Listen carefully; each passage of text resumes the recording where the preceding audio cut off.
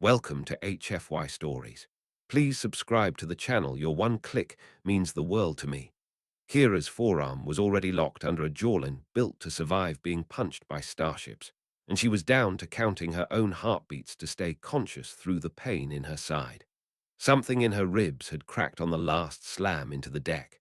She didn't loosen her grip. 200 meters below the platform, a safety net waited for whichever of them went over first, and neither of them was planning on being that one. Thrallsex would spend the rest of his career telling this story, and he'd always start it there, at the part where he stopped being able to predict what happened next. 17 cycles running the Council's proving grounds. 400 trials. He thought he'd seen every shape a fight could take. He hadn't seen this, a competitor built for a world where nothing had ever fought fair, being slowly strangled into unconsciousness by something less than half her mass. But to understand why the observation gallery had gone completely silent, you have to go back to that morning, when Sex still believed he knew exactly how this would end.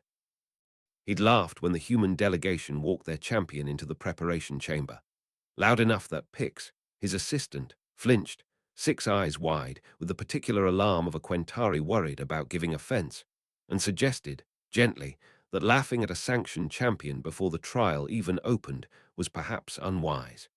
Sex didn't take it back. He'd watched species with venom glands and acid blood and armor plating walk this arena. The human standing there, barely a meter and a half tall, rolling her shoulders like she was warming up for a jog, did not look like a threat to anyone. Her name was Kira Voss.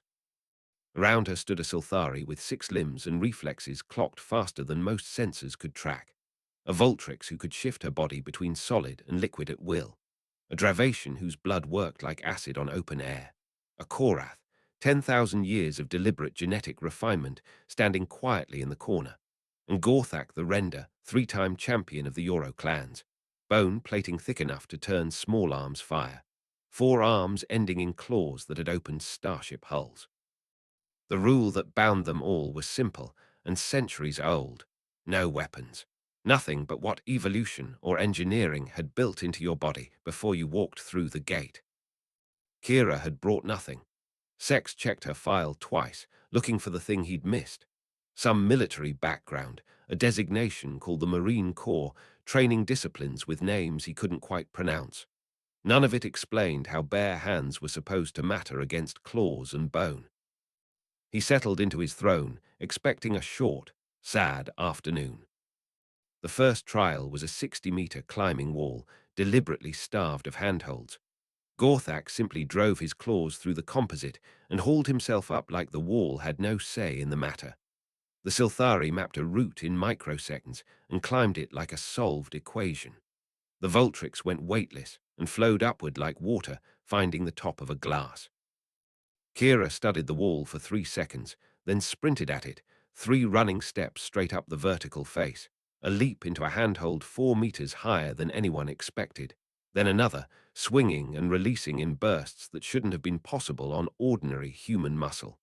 She crested the platform third.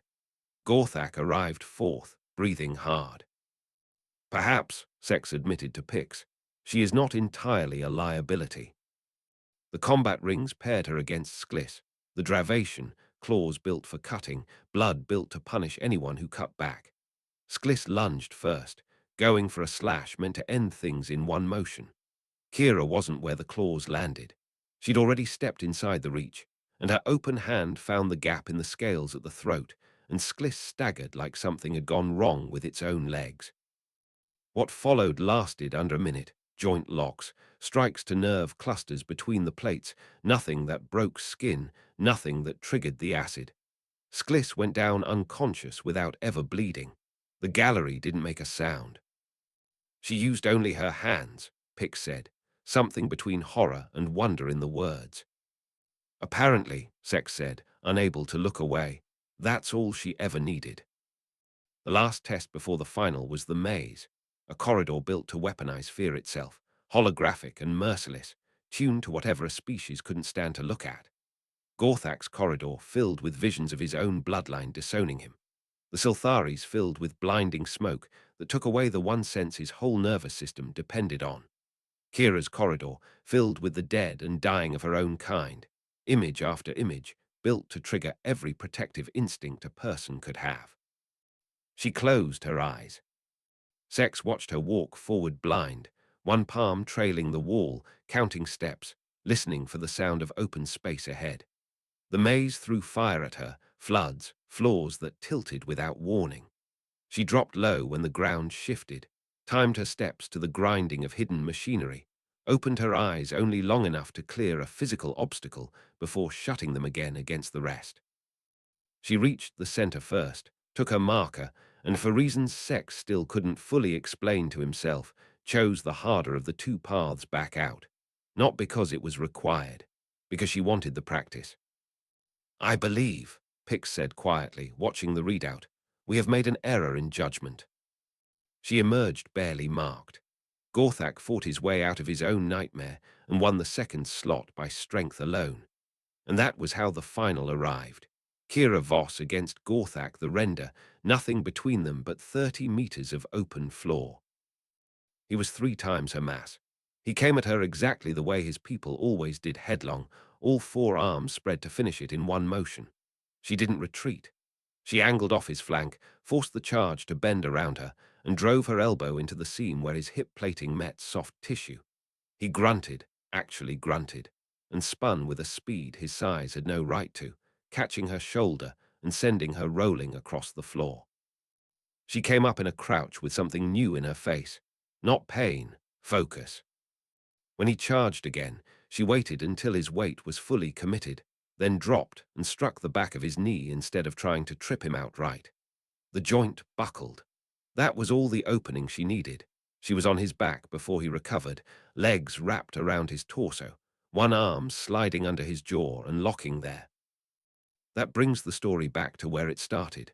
Claws raking down her spine, ribs giving way against the platform when he slammed backward trying to throw her off. She didn't let go. She adjusted the lock, sank it deeper, and held on while his arms grew slower, less coordinated, his knees finally hitting the deck.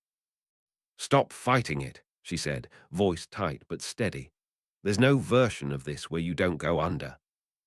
His pride wouldn't let him answer, so she waited him out until his arms dropped and the medical sensors confirmed what the whole arena could already see. The barrier flared. The trial master's voice called the match. Kira Voss released the choke, rolled off his back, and lay there on the floor breathing hard, one hand pressed to her ribs, smiling anyway. Nobody in the gallery moved for a long moment. Then the human delegation broke into noise, and the Euro envoy sat back in his seat like something structural inside him had given way. Sex ran the recording twice more that night before he wrote his report. In it, he recommended the council revise its threat classifications. Humanity filed, at present, under merchants, diplomats, harmless. He suggested that entry be reconsidered. Weeks later, cleaning out the observation deck after the delegation's ship had long since departed, Pix found something wedged behind the throne. The small crystalline token Kira had carried out of the maze, left behind, or maybe left on purpose. Sex turned it over once in the light, then set it on the shelf beside his service record, where it stayed for every trial that came after, a reminder that the ones who walked in with nothing were sometimes the ones you needed to watch closest.